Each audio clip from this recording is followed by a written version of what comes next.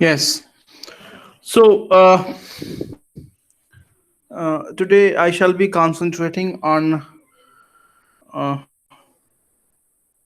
one of the statements of Vladimir, right?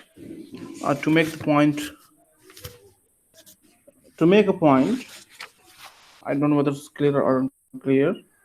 So, in the same continuation of the sentence of the passage which we did yesterday, while I was quoting Pozo when he was talking about uh, the life and death and grave, and one day I will go blind, one day you will go dumb and deaf. Uh, in the same line of thought, we were told that Pozo has become blind, and then on page number 83 we have this passage as spoken by uh, Vladimir, where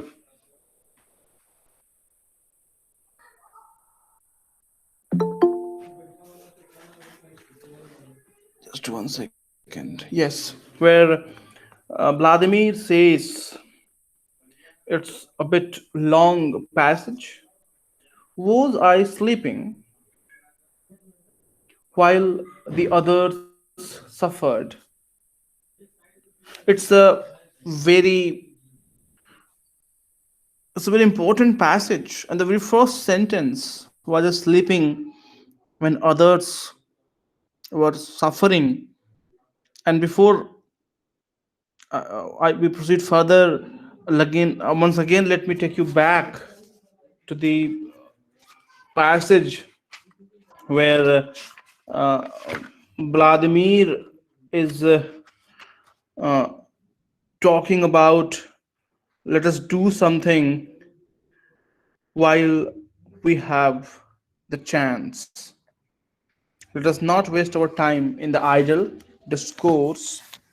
So relate that to this sentence when he says, was I sleeping when the others suffered? Am I sleeping now?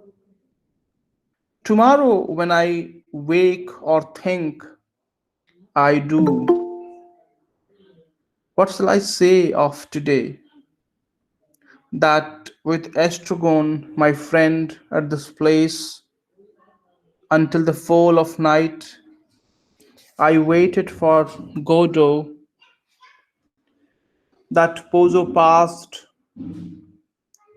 with his carrier, and that he spoke to us, probably, but in all that, what truth will there be? Astragon, having struggled with his boots in vain, is dozing off again. Vladimir stares at him and says again, he will know nothing. Of course, he's referring to Astragon. He will tell me about the blows received, and I will give him a carrot. Pause. Astride of a grave and difficult birth, down in the hole, lingeringly the grave digger puts on the forceps. We have time to grow old. We have time to grow old, and this reminds me of our Browning's poem Ravi Ben Ezra. Grow old along with me, the best is yet to be. I don't know where the best is yet to be here is applicable or not. We have time to grow old. The air is full of our cries. He listens, but habit is a great deadener. He looks again at Estragon. At me too, someone is looking. Of me too, someone is saying he is sleeping. He knows nothing.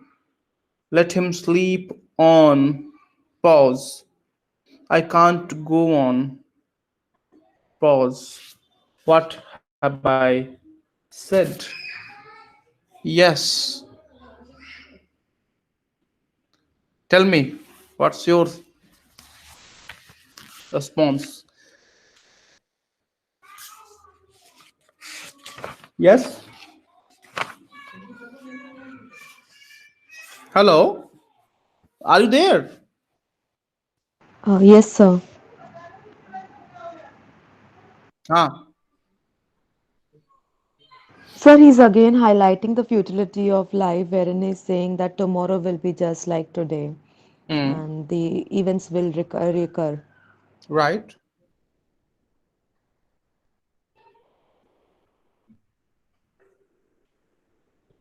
What about this habit is a great dinner?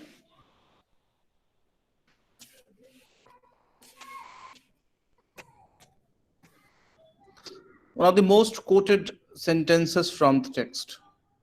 Habit is a great deadener.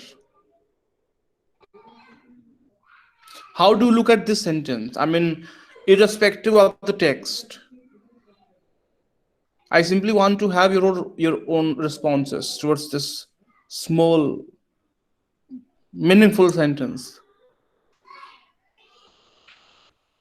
So that maybe at times it's habit that we do not change, or habits that can actually lead to our own harm and degeneration, because it's human nature that we do not learn often do not learn from our mistakes and tend to repeat them in the Right. garb that they are just mistakes. We do not realize that at times we commit crimes. Hmm. So I feel habit then becomes just a guise or a curtain to hide your crimes. Somebody else. Habit is a great deadener. What is habit?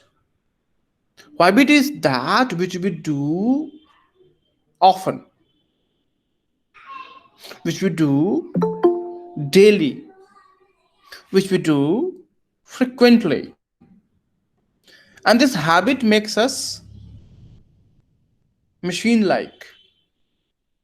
And this habit predicts us, this habit labels us to be of something, to be of some kind, to be of some type, right? And this goes against the idea of what Sartre had said, being for itself.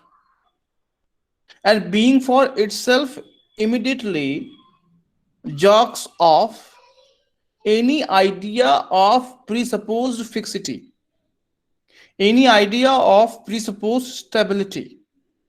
Rather, it talks about how, due to the privilege to have a conscience, to have a consciousness, one has to go on, one has to move on, right? But the point is very clear and very loud. I simply don't want you to be in the periphery of the text. Rather, I simply want you to take you back to the historical times in which we are living right now. Be it the trauma of the First World War or the trauma of the Second World War, right? The way people are being jostled, the people are being pushed, the people are being, forced to be the part of something which they don't like. And when I talk about 21st century, the age in which we are living right now, the way the things are happening around us, for example, the most important phenomenon of today is this rape. Too much of news of that, too much of that, sometimes I was thinking, and I think, rather, not I was, I'm thinking, I do think, whether or not we're becoming insensitive to the incidents and the episodes of the rape which are being reported every day. For some days we make some response, for some days, for a couple of incidents we do say something, we raise our voice, but after a certain time, oh my god, it's okay, it doesn't matter whether it happens or not, right? So habit is a great deadener. Is it the habit of speaking? Is it the habit of talking? Is it the habit of theorizing? Or is it the habit to live the life as it is? The way it has been in the habit of Westlanders to live the life which Eliot didn't like? Or is it the life of post World War II, which the people are going undergoing, like Vladimir and Estragon, and Vladimir is waiting for, both of them are waiting for Godot, and this habit is, that habit is a great deadener. The habit to wait, the habit to receive help from somebody that is outside agency. And that I was talking yesterday in terms of Dashrath Maji, Bhagwan, you know that episode well. So in that context, is it our habit to look after something, in the wait for something to happen, uh, which may help us to be a better human being? Should we go for that habit, positively or negatively? What is your opinion on that? What do you think about that?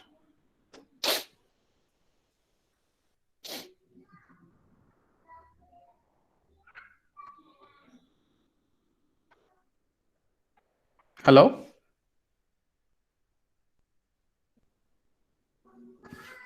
Yes, sir, it's true. Speak up something. I just want to listen to you. Huh. Habit is a great determiner.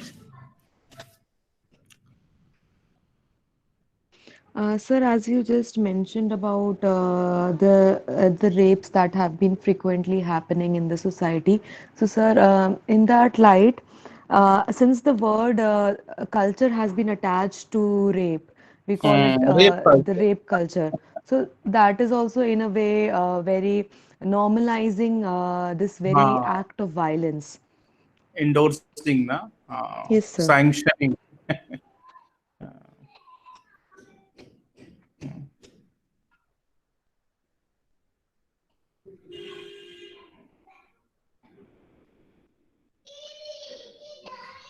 Yes. Somebody else good. Huh. Habit. Sir, um, sir, like we have a lot of habits in our life, and we kind of become tied to them as they are some kind of a drug, as they tend to numb our sensitivities and our Right. awareness, uh, Very and good. Very good. Yeah. and we become unaware of whether it be the normal happenings or something. Not very normal, something rare. If it happens Mhm. around us, we sometimes don't pay attention to those things just because it Mhm. is not our habit. Mhm. Very good.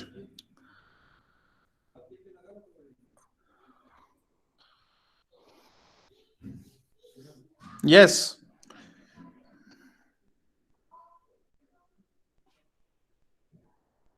Is he, or can we use this sentence to interpret our own state of illusion,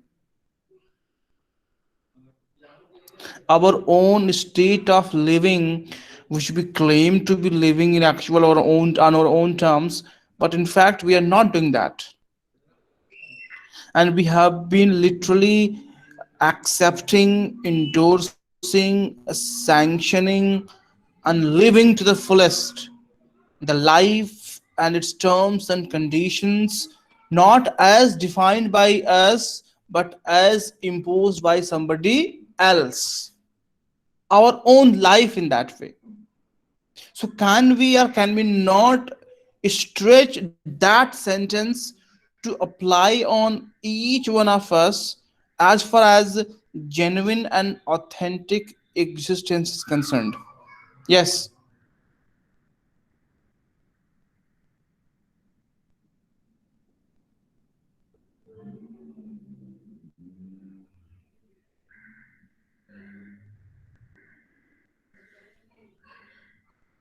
Hello?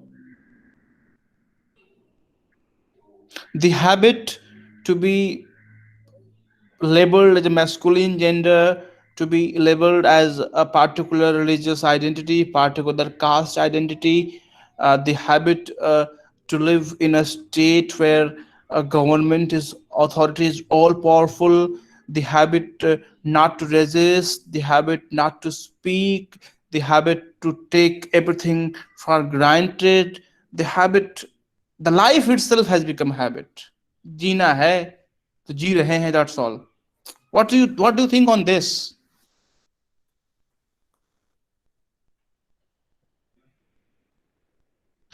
And you see, this is not something which you can refute or deny. I'm not asking in terms of any kind of counter argument. Somewhere we are bound to live such a life based on habit, such a life experience which is nothing but the accumulations of habits. Are we into this? What is your take on this?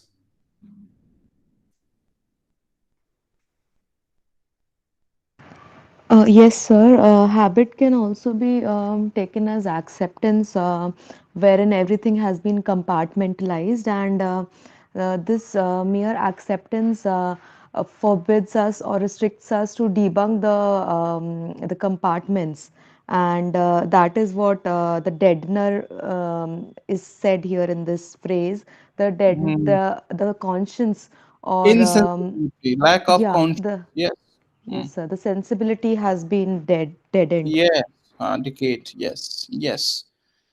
Yes. So also that because your life, your habits makes your life very routinely and monotonous. At Yes. times you do not follow your heart. That you do not follow your ambitions. Because I'm reminded of Obviously. Robert Frost's poem of the road not taken. Mm-hmm. It actually fits because we do not tend to go towards a path which may be different because we think that maybe it's not accepted or it's out of a comfort zone, not going towards something that is new. So we follow Right. habits, and that becomes a deadener to our dreams and ambitions. Drabness, drudgery. Right. I mean, look at the life of drudgery, isn't it? I mean, you have been using the word monotony, or uh, so drudgery, drabbery, fatigue, tiredness. As if we have been just given a life and we have just to lead it on and nothing more than that.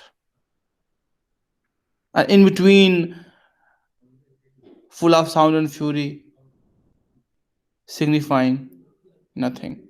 So this is all very much existential dilemma. Existential dilemma.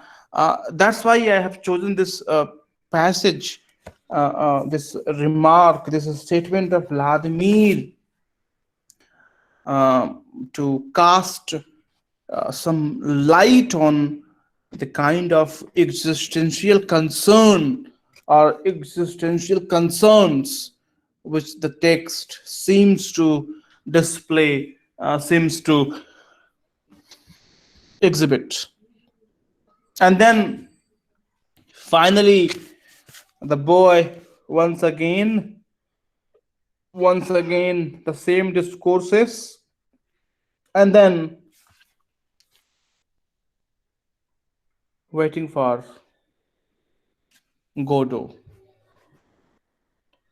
Now, tell me your perspective. What have you thought of the text as it has been, and what are your observations? Yes. Sir, uh, we have only two long passages talking about existentialism directly. That is this Vladimir's monologue and then Lucky's speech. Sir, Mm. also we see that Vladimir here is wearing Lucky's hat. So can we connect it to the fact that Lucky's hat is the main source of this eloquence, both in Lucky as well as in Vladimir? Uh, See, it's a stagecraft. It's a stage technique. But given this thought, I would like to say that if we consider that uh, when Lucky has become dumb, I mean, he spoke a lot in the first act and last part, right? But in the second act, he has become dumb in that way. So literally, he can't speak, and we are talking about the kind of binary opposition in which we are living, right? From the very first day to the text, we have been talking about the binary opposition. So if somebody stops speaking, so somebody will speak in his turn in that way, right now. So I think this must also be understood in that way, where Lucky has stopped speaking, but the act of speaking will not be will not be totally absent from the world itself. So somebody will have to say something, somebody will speak something in that way. The world never comes to an end, it always goes on, it is into this flow in that way, right? So Lucky stops speaking, and then Vladimir starts speaking. So he is already speaking in that way. So the hat is merely a kind of uh, stage paraphernalia, which has a kind of symbolical affiliation, symbolical association, where it can well be said that this is the hat of existentialism in that way. I mean, if I have to say that. So the way you have given me this idea that as you have perceived these two characters and these two sentences, paragraphs, which highlight the tone and the mood of existentialism. So can I say, or even can you come with me as far as taking that hat as a existential uh, labeling, existential marker is concerned? Yes, what do you think, Yes, Ananya? sir. Yes, Hmm. sir. The hat can represent the passing on of the existential crisis, maybe, to from one Yes. generation to the other. Hmm. And as you know, this head is a storehouse of different ideologies and different philosophies. So simply putting on the hat is putting on the hat of existentialism. Even it can be said like that as well. Can we say that? Yes, sir. And almost all the characters are putting the hat, but none of them, I mean, not all of them can have the words and the capacity to express themselves, right? So almost each one of us has been into that kind of existential dialecticalism in that way. But how many of us can really come forward with the clarity of the conscience to understand the life as we are living, right now? So only few. So all of them are putting on a hat, and all of them in that way are existential characters, right? But not all of them can express. Do they speak? Do they express themselves in their own way, right? So even it cannot be said that only Vladimir and Lucky are expressing certain existential concerns. No, even when you take up the character of either Pozo or Astrogon, right? So even Astrogon, from the very beginning, his preoccupation with his boots and carrots, and then his perspective on a Bible. I mean, look at that! Look at that! Don't you think that even that perspective, or even his dialogues, his speeches, are radically existential in nature? Even Pozo, from the very first, from I mean, when he appears on the stage and then he's showing off himself, right? and then his transformation into his blindness, and then coming up with a beautiful passage which seems to come from the, I mean how can he speak such a sentence in that way? So all the characters more or less, they all exhibit this existential tendency. Yes. Hello. Yes, sir. Even we, हम भी वही करते हैं। हम waiting for गोटो पढ़े ना पढ़े, समझे नहीं समझे, लेकिन कभी न कभी आपके साथ जरूर हुआ होगा। हमारा सेंस ऑफ लिविंग इतना वो नहीं है, स्ट्रांग नहीं है कि नहीं हमारे पास वो क्वेश्चंस नहीं आते, बिल्कुल आते हैं। And I'm quite sure that all of you must have been, must be, and in the near future, you shall be into certain questions, certain ruminations, certain thought processes, which might be taken, which must be taken as existential questions. Yes.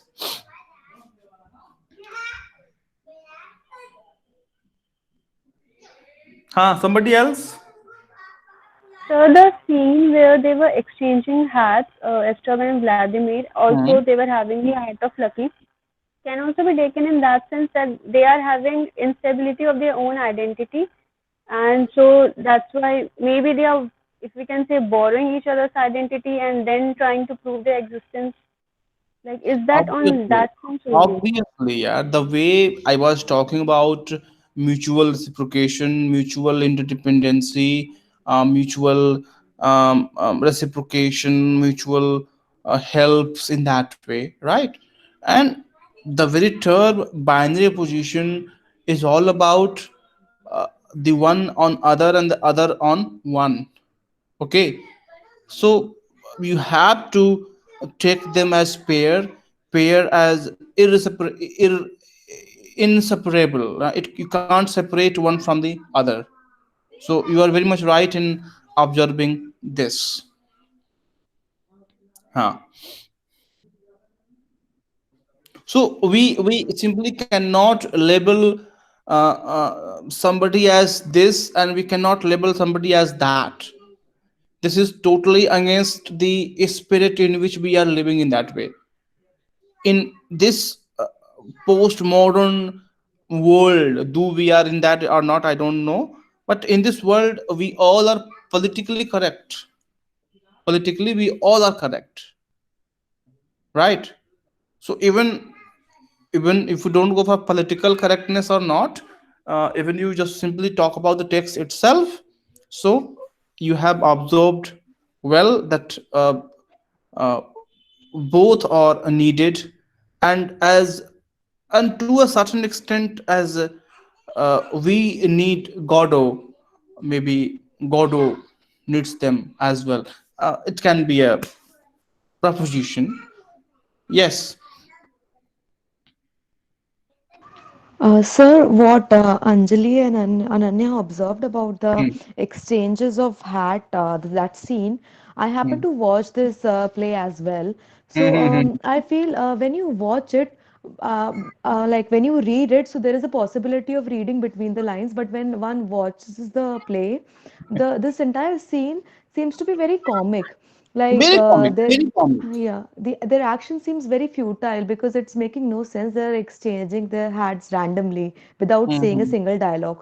So Hmm. I feel that it kind of invokes laughter amongst the audience when one watches It that scene. may invoke the laughter, or it may be an act to pass the time. Yes, sir. मतलब कि आप, basic चीज है ये, हम करते ही करते हैं। यदि आप चार लोग बैठे हैं क्लास में, कुछ नहीं करना है, क्लास नहीं चलनी है, सर नहीं आएंगे, मैडम नहीं आएंगी, तो हो सकता है कि आप एक की नाक पकड़ लें, एक का आंख पकड़ लें, एक का कान पकड़ लें, एक का बाल खींचने लगें। इट कैन बी पॉसिबिलिटी, है ना? And this brings us close, too much close, where we become very much elemental. We become, essentially we become human beings in raw, as the raw materials, no? We are not refined in that way. The way we laugh, the way we giggle, the way we fight, I mean, the way we do the things, in that way, we become totally removed from those essentialized aspects. Any kind of essentialization is not allowed here. So it can be that way as well. Passing the hat without any meaning, passing the hat, just simply take it. You take my hat, I will take your hat. If it suits me, if I look well, if I do good. So Prachi has put on a goggle, and then Anjali comes to her. Oh, Prachi, you have put a good goggle. Can I borrow it? Yes. So you just do it and try and for a selfie pose. Okay. So it is just that process as well. Okay, na. So this is even it can not even, this is one of the interpretations as well. As we go for the French title, and attending Godot while waiting for Godot. So what should we do? Let us exchange the hats, let us exchange the boots, let us commit suicide, let us uproot a plant, let us crack a joke, let us hang. Just ways to pass the time. And this is what we do. I mean, we might be doing a class, we might be taking a class, but in the longer run, why are we taking the class? Simply to pass the time. Just 1 second.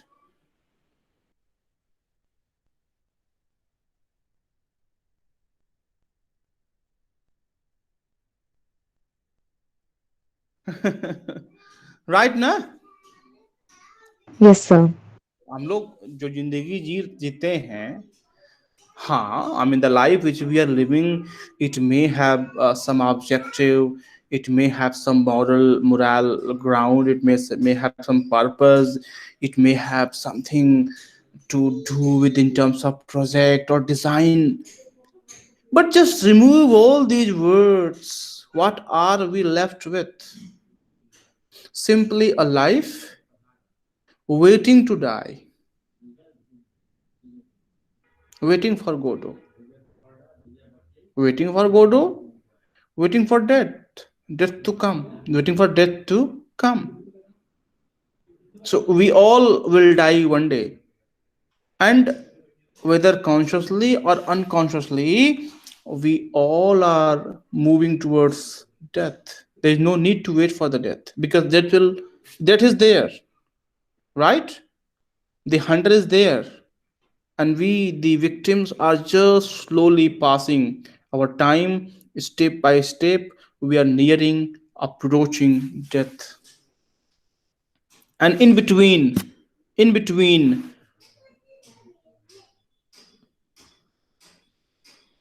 so just replace Godot with death, waiting for death. What will then life be? Can one think of death all the time? Even when you have a boyfriend, or if we have a girlfriend, one has a girlfriend, and there's a separation, there's a kind of divorce between husband and wife, there's a kind of separation, break up between the two.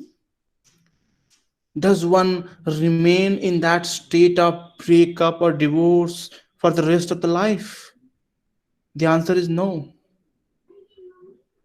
Even if we have to die, but in between the life and death, we give ourselves to different activities, different actions, different doings. And then in between, we think, oh, I shall die one day. After this brief realization, we are again in the process to do something to pass the time. And then, idea, oh, I will do, oh, I will die one day. And then in between, we do the things, and ultimately we die. Right? Hello? Yes, sir. So we have different ways, different perspectives, and different vantage points to consider. So even a death can be a greater possibility. So waiting for death to come. How many of us can commit suicide? I mean, those who say that cowards commit suicide, they are fool, because committing suicide is a difficult. I mean, this is not a class on suicide, so please don't think about that. But I can feel that killing one's own life is the most difficult task, the most arduous task ever, and only the valiant ones can commit suicide, can have the power to kill oneself. Not all of us can kill ourselves. So Vladimir and Stragon, they are not powerful enough to commit suicide, or even they don't have that apparatus to execute that as well.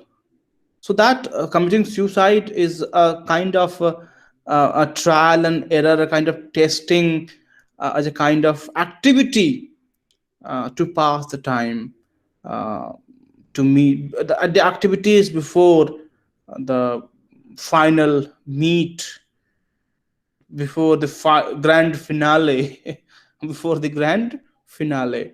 So waiting for Godot. Yes.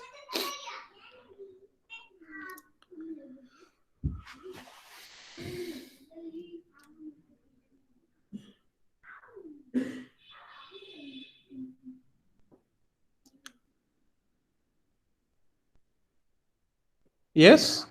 Sir, I had another observation towards the end of the play, wherein Vladimir asked the boy, Mm. "What does Mr. Godot do?"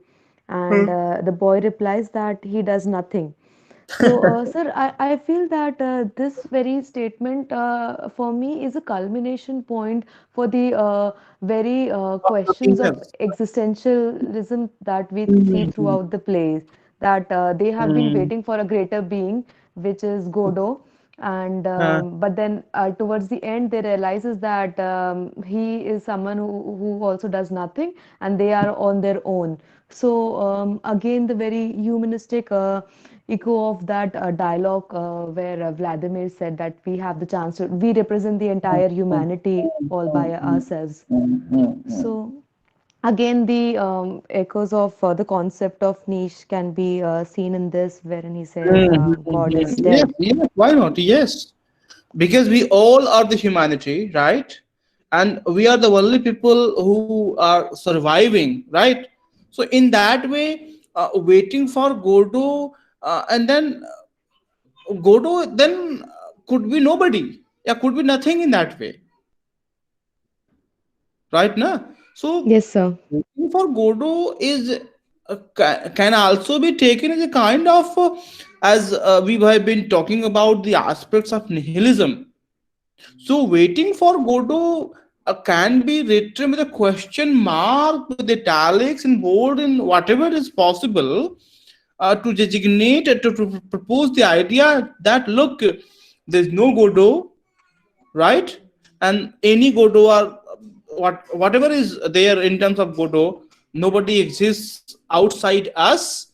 So there's no possibility of their coming, of his or her coming back, or coming to their life at the same time. So even you have observed rightly. So waiting for Godot can well be replaced by waiting for nothingness, right? Waiting for nothingness, or waiting for nothing in that way, because that's merely an illusion. So it could have been a possibility that in the remote past, gods would have descended down to the earth. It could have been a possibility, as we see in the myths. But in the totally altered historical scenario, that possibility is out of question. That possibility is out of. There's no possibility at all, right? So even Yes, sir. uh, so this in this way, there is no God, there's no Godot. It is merely a hoax, and as if Beckett has done it purposefully, has done it deliberately, where we all go for certain amount of certainty, we all seek a certain amount of positivity, we all endeavor to find a certain amount of meanings in our life. And this text says there is no purpose, there's no certainty, there's no meaning that lies outside us, right? That lie outside us. We ourselves are the purpose, we ourselves are the intentions, or the objectives, or the aims, and are the meanings. What do you think?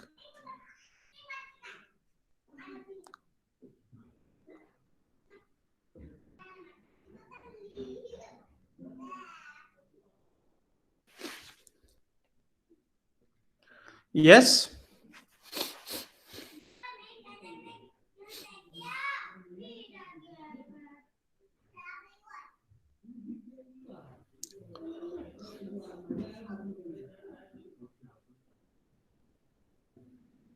Hello. Yes, sir. So I think the text leaves us with so many questions, but those questions in turn simply depend on the amount of sensitivity and the amount of the questions of self inquiry which we have to do on our own. Otherwise, this text is a trash to be put in, to be, to be the part of bin only. uh it has no story. Do you know this difference between kahani and kissa?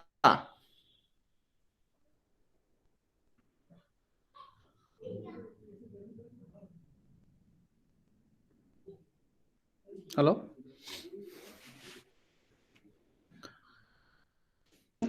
Sir, a story is mostly a longer one, and a kissa is a very it happens in a very short frame of time.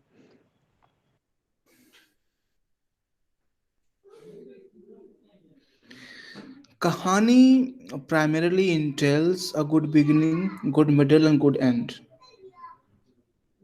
A kahani begins with the specific purpose, specific design, specific intention, specific commentary, and that gets into culmination, and that is made to happen by the end. Whereas in the kissa, every day, every moment becomes a kissa, every activity becomes a kissa. I am just doing this class, and outside this room, the kids are playing and they are making and shouting, crying, and making fun, and they are just enjoying, and they're baking, they're basking in the sun, and then shouting, and I am just simply muting my voice and just scolding them not to do that. But the more I say, the more powerfully they come back. Getting? Waiting for Godot is a kissa. It's not a kahani. Waiting for Godot is what? A kissa. The kissa of day to day usual life. How does one live? How does one go? How does one move? How does one talk? Right? And how does one just carry out one's life amidst the hurly burly situation, amidst foul is fair and the fair is foul? Right?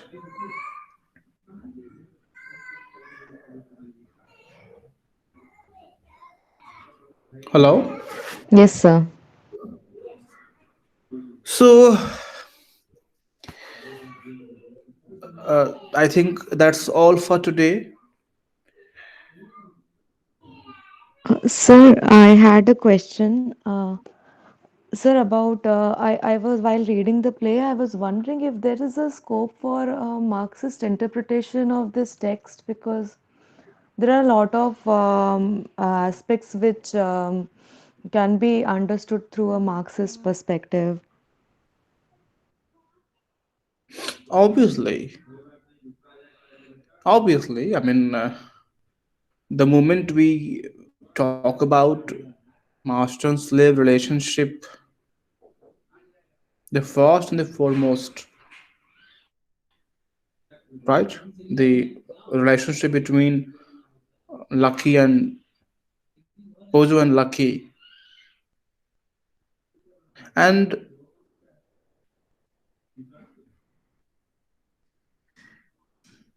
the activities involved in that relationship, plus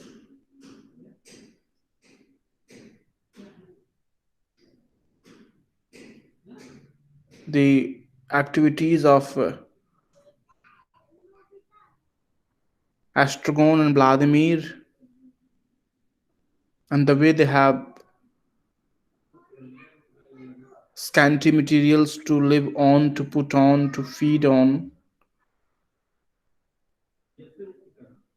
they all suggest the kind of Marxist perspective. But let me tell you that even the Marxist perspective is not whole. In 1950s and 60s, there were certain nomenclatures as new leftist, new Marxist.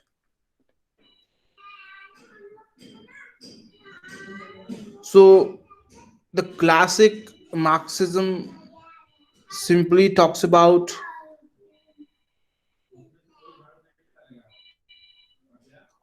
the base and superstructure, the base being the financial relationship, financial status, and that determines the superstructure. This is the classic Marxism. But in new Marxism and new leftism, there has been a tendency to incorporate all and everything that is being deviant, that is being subservient, that is being marginalized. So, in that line of thought, when one considers the mutual reciprocation, mutual dependency of Vladimir and Estragon, as we have been trying to talk in terms of homosexual relationship. So even homosexuality can be the part of new Marxism and new leftism in that way. Apart from that, if we consider Godot as God, if we consider, and the God not being in the center but being decentered, being decentered. So even that decentering process of the God can also be studied under the banner of new Marxism and new leftism in that way.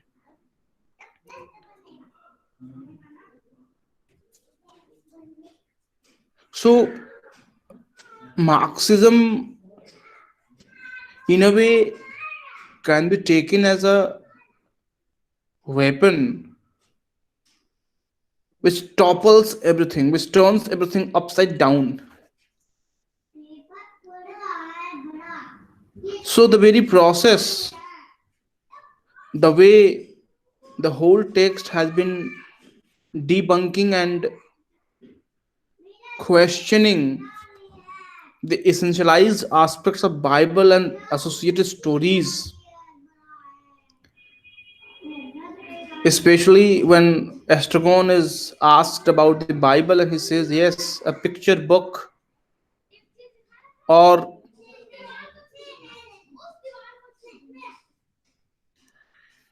the story of Cain and Abel, and especially the story of two boys, two brothers, one who looks after goat is being rewarded, and one who looks after sheep is punished. All of these are potentially Marxist, new Marxist, and new leftist readings. Okay, Prachi. Yes, sir. Got it.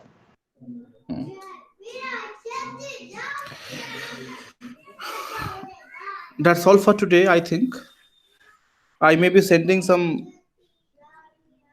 I think we have been doing the text so deeply that I personally don't feel the need of any notes in that way. But in spite of this, I may share certain notes. But you see, the notes which we read normally, they are not our notes. They are written by somebody else. They are understood by somebody else's understanding, right? So I would request you to read those notes, but don't believe them, and just don't go by them blindfoldedly. And in that, I would request you to have your own perspective and take those notes as a kind of tool to understand the text better, not more than that. Because ultimately, the text is everything. And whatever we have been doing in terms of the text and outside, whatever we have been doing, they themselves are potential notes. Okay, so please do read the notes, but merely as a helper, as an assistant, not more than that. Okay. Okay, sir. Our next assignment would be the birthday party. The birthday party. Please read the text of the birthday party and read about Harold Pinter. Now the kids are in full form. I'll have to stop them. Thank you so much. And I may meet, I may not meet tomorrow. I shall let you know about that by today evening. Thank you so much. Thank you, sir.